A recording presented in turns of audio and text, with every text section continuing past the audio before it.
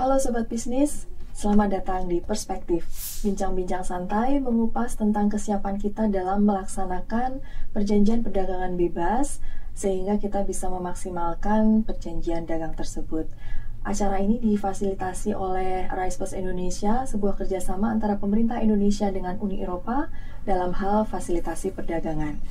Pada hari ini kita akan mengulas mengenai standarisasi, apa itu standar terutama yang berkaitan dengan ekspor, bersama dengan Deputi Akreditasi Badan Standarisasi Nasional dan juga Sekjen Komite Akreditasi Nasional, Bapak Doni Purnomo.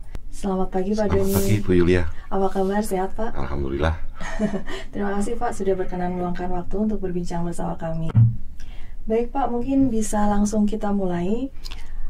Bapak bisa minta tolong dijelaskan mengenai apa itu standar, Pak? Oke, makasih Bu Yulia. Jadi kalau kita berbicara standar ya, jadi kan kalau dari definisinya kan dokumen berisi persyaratan yang disepakati gitu ya. Dan karena standar itu merupakan dokumen yang berisi persyaratan atau ketentuan lain yang disepakati di ruang lingkup standarisasinya, itu diharapkan standar itu kan merupakan dokumen yang bisa mewakili suara, mewakili keinginan dari pihak-pihak yang terkait. Kalau di Indonesia berarti standar nasional Indonesia itu yang mewakili keinginan rakyat Indonesia gitu kan. Ketika kita berbicara standar internasional, ya berarti standar itu kira-kira mewakili apa yang diinginkan oleh masyarakat internasional terhadap suatu objek. Baik. Nah kemudian berarti ini bagaimana nih Pak kita memastikan bahwa kita ini memenuhi standar gitu? Oke. Jadi kalau kita berbicara standar itu sebuah dokumen, katakanlah kita berbicara standar air minum dalam kemasan gitu ya. Air minum dalam kemasan itu kan yang pertama tentunya harus aman. Nah, isi dari standar itu tentunya kan tidak boleh mengandung bakteri tertentu, tidak mengandung bahan kimia tertentu. Itu kan persyaratan dokumen. Pertanyaan berikutnya, bagaimana kita menyatakan bahwa AMDK itu sesuai dengan standar tersebut? Ya, kalau isinya air minum tidak boleh mengandung bakteri sekian, tidak boleh mengandung cemaran kimia sekian, berarti yang pertama, air minum dalam kemasan itu sampelnya harus diuji. Ketika hasil pengujian itu menyatakan bahwa oke, berhasil diuji, hasilnya memenuhi spesifikasi, sebelum diperdagangkan kan produsen air minum dalam kemasan itu melakukan produksi massal. Jadi pengujian itu dilakukan untuk memastikan bahwa bahan atau produk yang dibuat itu memenuhi persyaratan. Kegiatan berikutnya yang diperlukan untuk menyatakan pemenuhan standar dari sebuah produk yang beredar di pasar adalah memastikan bahwa proses produksinya konsisten. Jadi ada dua kegiatan. Yang pertama adalah pengujiannya, yang kedua adalah audit atau asesmen proses produksinya. Dari dua kegiatan itulah kita bisa nyatakan bahwa AMDK ini memenuhi SNI nomor sekian, AMDK ini memenuhi IN nomor sekian. Kalau bicara standar berarti kita kan bicara mutu gitu ya Pak ya. Nah ini berarti karena tadi ya sudah ada laboratorium pengujian, kemudian juga ada akreditasinya gitu. Ya. Sebenarnya apa saja sih Pak infrastruktur mutu ini Pak? Oke. Jadi kita mulai dari hilir ya Bu ya. Jadi kan yang pertama tadi, air minum dalam kemasan ini di pasar tertulis sesuai dengan SNI sekian. Berarti air minum dalam kemasan itu kan tadi tidak mengandung bakteri tertentu, tidak mengandung cemaran kimia tertentu. Nah, untuk memastikan bahwa memang benar tidak memenuhi, tidak mengandung bakteri tertentu, pasti akan si lab pengujinya ini kan juga pasti akan perlu acuan untuk, oh kalau saya nguji benar, di situ akan diperlukan reference material juga. Ketika kita berbicara reference material yang diproduksi oleh satu produsen bahan acuan, produsen bahan acuan itu ketika membuat bahan acuan tadi kan ngukur-ngukur juga. Jadi kita juga harus, katakanlah ketika membuat bahan acuan perlu timbangannya harus dikalibrasi. Jadi kalau infrastruktur mutu yang pertama ini satu paket, mulai dari produsen bahan acuan, lembaga sertifikasi, lab pengujian itu disebut dengan lembaga penilaian kesesuaian. untuk memastikan supaya alat-alat yang dipakai oleh lab uji produsen bahan acuan ini benar, yang berikutnya kita katakanlah perlu meteorologi. Jadi elemen ketiga dari sebuah infrastruktur mutu adalah meteorologi. Yang pertama ada standarnya, kemudian ada lembaga-lembaga yang menguji, mensertifikasi, menginspeksi, kemudian ada juga yang memastikan bahwa ketika dia mengukur 1 meter, barang itu dibawa ke Eropa diukur 1 meter lagi. Jadi penilaian saya lebih sukanya melihat di hilir ya. Jadi kalau saya melihatnya lebih ke penilaian kesesuaiannya dulu, kemudian kita perlu standar, kemudian di ujung kita perlu meteorologi. Baik, berarti ada 3 komponen tiga komponen. Baik Pak. Nah ini kalau karena kita memang tujuannya supaya kita bisa memenuhi permintaan persyaratan ekspor gitu ya Pak ya. Nah ini kira-kira di Indonesia sendiri bagaimana nih Pak kesiapan atau kondisi dari infrastruktur mutu kita sendiri? Jadi kan kalau kita berbicara ekspor, berarti persyaratannya adalah apa yang diuji di kita, apa yang disertifikasi di Indonesia, itu ketika dia diuji ulang di Eropa hasilnya harus sama. Ketika ada sebuah produk AMDK dikatakan sudah memenuhi ISO nomor sekian, ketika produk itu dikirim ke Eropa, tentunya diharapkan ada sampling, ada pengawasan, atau di sana RAS ya, Rapid Alert untuk Market Surveillance itu, ya diharapkan tidak akan pernah melanggar itu.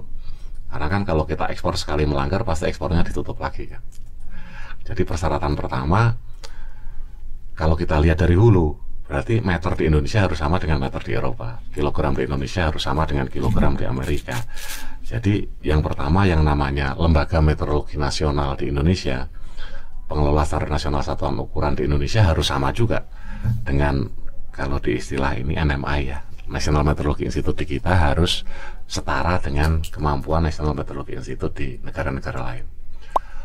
Dan sejak 2010 hal itu sudah dicapai.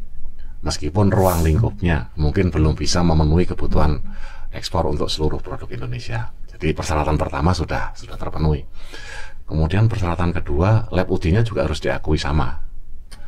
Nah, ketika apakah itu sudah diakui sama? Sudah, sejak 2001 sistem akreditasi lab uji kita sudah diakui sama. Karena Komite Akreditasi Nasional sendiri sebenarnya untuk penilaian kesesuaian sudah diakui kesetaraannya dengan badan akreditasi terkemuka di dunia paling tidak untuk 15 skema. Jadi di sana sudah terkait dengan standarnya, standar kan harmonisasinya paling gampang, tinggal dokumennya disamain sama. Tetapi infrastruktur mutu itu tidak akan bisa kita gunakan untuk fasilitasi ekspor sebenarnya kalau kita tidak memahami kesetaraan regulasinya. Oleh karena itu kan ketika kita berbicara infrastruktur mutu, katanya 3+1 gitu. 3 itu meteorologi, standar, kemudian penilaian kesesuaian. Yang keempat, bagaimana kita negosiasi di kesetaraan regulasi.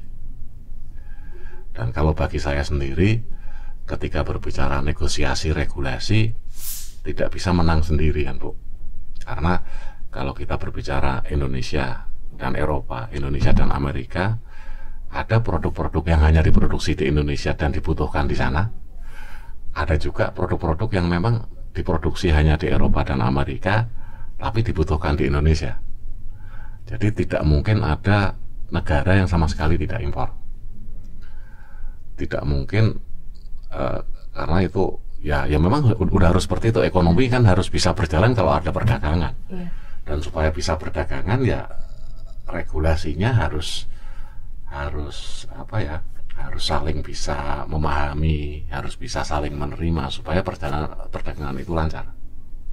Dari prinsip itu ya, tapi memang masih banyak juga teman-teman kita yang melihat protektif ya, artinya seakan-akan kita bisa hidup sendiri, seakan-akan Indonesia itu semuanya bisa dipenuhi dalam negeri. Nggak mungkin juga. Atau di sisi lain banyak juga produsen yang menyatakan bahwa kita produksi, masyarakat Indonesia sudah banyak kok.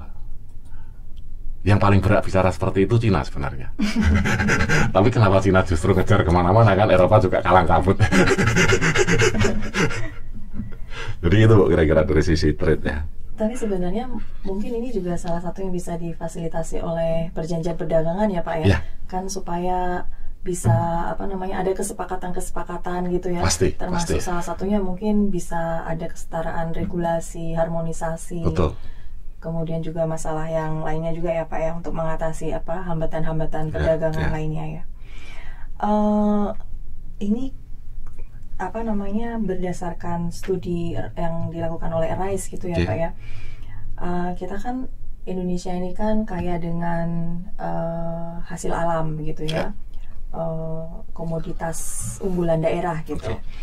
Nah, namun kan juga untuk bisa ekspor, masuk ke pasar internasional itu terkadang harus memenuhi banyak standar dan persyaratan gitu ya Pak.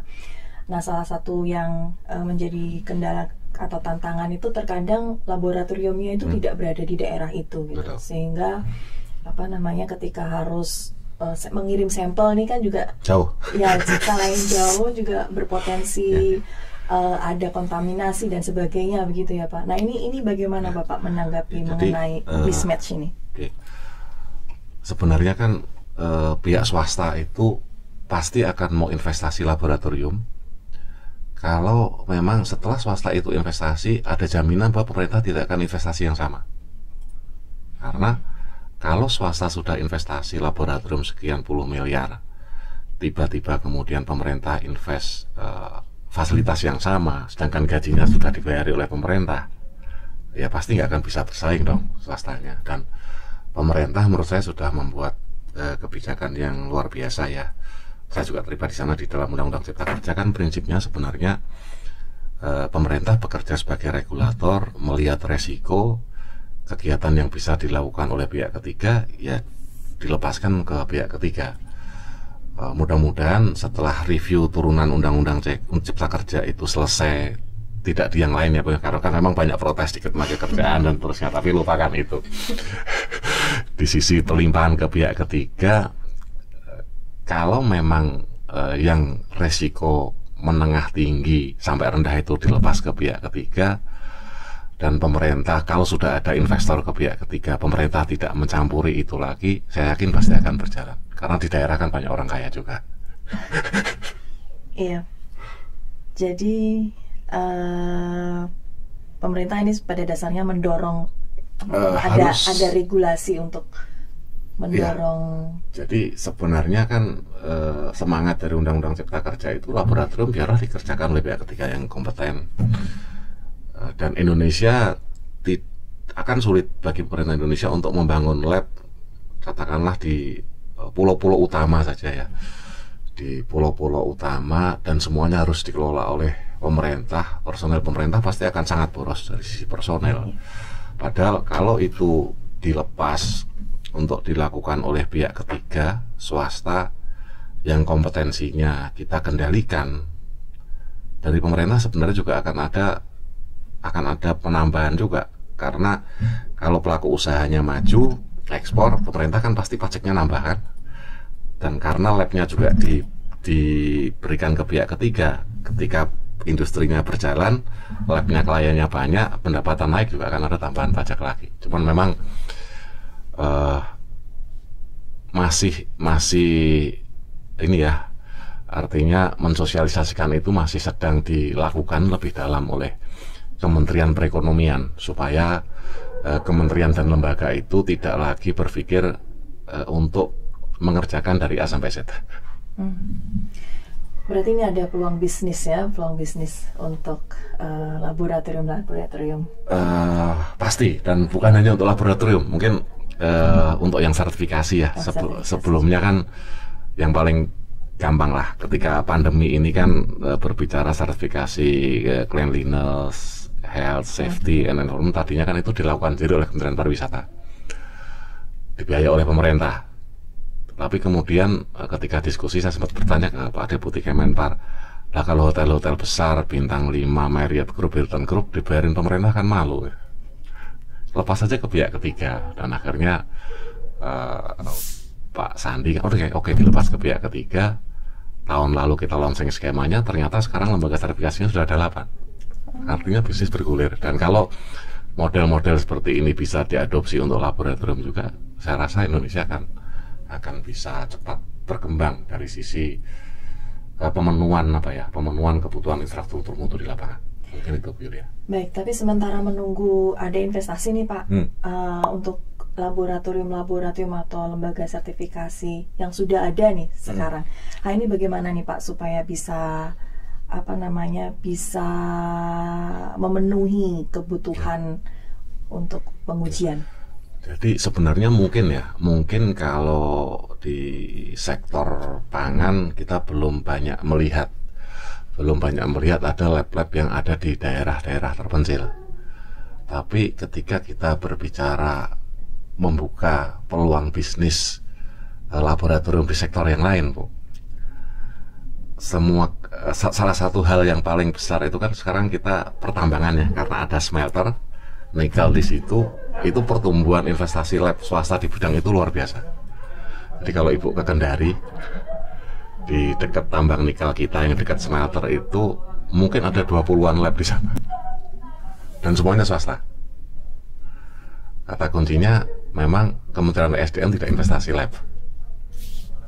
Jadi polisi ini yang mungkin di dalam RISE Plus ini, ketika diskusi dengan Kementerian Pertanian, ketika diskusi dengan Badan POM, bisa ditunjukkan bahwa di sektor lain Kementerian SDM itu lab mineral, lab nikel sama sekali tidak investasi. Dia hanya investasi risetnya kan, labnya dilepas. Dan yang saya lihat putaran bisnisnya luar biasa. Lab-lab itu tidak kecil. Lab yang baru berdiri 3 atau 4 tahun yang lalu ternyata secara skala ekonomiknya luar biasa. Iya. Nah Pak, tapi ini bagaimana caranya supaya hasil pengujian yang dilakukan oleh lab maupun lembaga sertifikasi kita itu istilahnya mendapatkan rekognisi juga dari dunia internasional gitu? Ya. Jadi kalau rekognisi secara umum kan Komite Akreditasi Nasional itu sudah mendapatkan MRE ya di Asia Pasifik maupun ILAC sejak 2001 untuk pengujian. Dan sebenarnya hampir semua industri pangan yang PMA itu kan menguji produk mereka di sini, dan lab mereka juga sudah tidak diakreditasi lagi oleh Badan Akreditasi Negara asalnya. Semuanya sudah diakreditasi oleh kan apapun produsen-produsen besar, bahkan kalau mainan termasuk Mattel segala macam itu kan labnya di sini kita akreditasi dan otomatis diterima di Eropa. Nah tantangan bagi pemerintah Indonesia kan 90% lebih pelaku usaha kita kan mikro dan kecil. Mereka tidak akan mungkin bisa investasi seperti Danone gitu ya, yang membuat super lab di sini akhirnya semua MTK dia beli. Ini kan bagaimana mendorong itu, bagaimana pemerintah mendorong itu. Dan saya selalu sampaikan, kalau UKM-nya itu banyak, meskipun itu UMK, bisnis labnya pasti akan tetap menguntungkan. Karena ketika ada UMK dengan pembiayaan dari CSR atau APBN pun, ketika anggaran dari APBN ini masuk ke lab swasta tadi dan di sini berkembang, pasti akan balikan ke pajak yang lebih besar lagi. Tapi agak sulit Bu, mungkin kalau teman-teman di sini karena pasukan saya milenial mudah gitu ya. Tapi ketika berdiskusi dengan teman-teman di KL, ya memang agak sulit karena kebanyakan menghitungnya PNBP kan, pemasukan negara bukan pajaknya. Padahal PNBP dari sebuah instansi pemerintah itu ya akan jauh lebih kecil dibanding pajak yang diperoleh kalau LPK-nya banyak, industrinya laku gitu kan. Tapi dari laboratoriumnya sendiri atau lembaga sertifikasi sendiri nih Pak, kira-kira apa yang masih menjadi kendala, tantangan, dan apa yang kira-kira masih perlu ditingkatkan Pak? Yang perlu ditingkatkan dan sebenarnya begini, ketika kita berbicara persyaratan di negara tujuan ekspor, kebetulan karena RISE Plus sektornya agriculture gitu ya, di dalam konteks kerjasama RISE Plus pun karena terbatas waktu, regulasi yang di-share ke kita kan terbatas. Nah, artinya perlu ada unit kerja atau satu pihak yang memang fungsinya itu untuk memonitor regulasi-regulasi dari negara-negara yang potensial menjadi tujuan ekspor dari produk unggulan kita. BSN sebenarnya di reorganisasi 2019 sudah menyiapkan unit itu. Jadi ada Direktorat penguat sistem penerapan standar dan penilaian kesesuaian yang di dalamnya ada satu fungsi untuk memonitor regulasi-regulasi yang dinotifikasi negara lain ke WTO. Harapannya teman-teman yang ada di unit notifikasi ke WTO itu juga bisa berfungsi sebagai radar, sehingga informasi tentang regulasi negara lain tidak hanya didapat dari kerjasama-kerjasama, tapi memang menjadi pekerjaan rutin. Nah, karena apa? Karena kalau mereka menggunakan EN yang tidak harmonis dengan SNI, maka meskipun K-nya itu MRA, kalau lingkup labnya SNI kan juga tidak bisa. Jadi sebenarnya informasi-informasi itu yang ini transisi organisasi BSN 2 tahun ya, tahun ketiga, mudah-mudahan tahun ini bisa berjalan. Ada informasi tentang standar-standar yang menjadi persyaratan ekspor. Mungkin itu Bu Yulia, kalau dari sisi kesamaan kompetensi, kalau dari sisi badan akreditasi, karena toh seluruh laboratorium yang kemudian diakreditasi oleh KAN untuk lingkup apapun berhak menggunakan logo ILAC. Dan terbukti juga kemarin ketika LPPOM MUI diakreditasi oleh KAN, salah satu tujuan terbesar ekspor produk halal kita langsung menerima juga. Kemarin di UAE, sekarang ini di dalam proses negosiasi dengan Arab Saudi juga. Baik. Berarti sebenarnya kita juga secara untuk standar sebenarnya tidak kalah maju ya Pak ya. Senjatanya sudah, tinggal bagaimana cara bermainnya. Baik, terima kasih Bapak atas bincang-bincangnya pada pagi hari ini. Demikian bincang-bincang kita pada hari ini. Sampai jumpa pada topik-topik selanjutnya. Terima kasih, salam.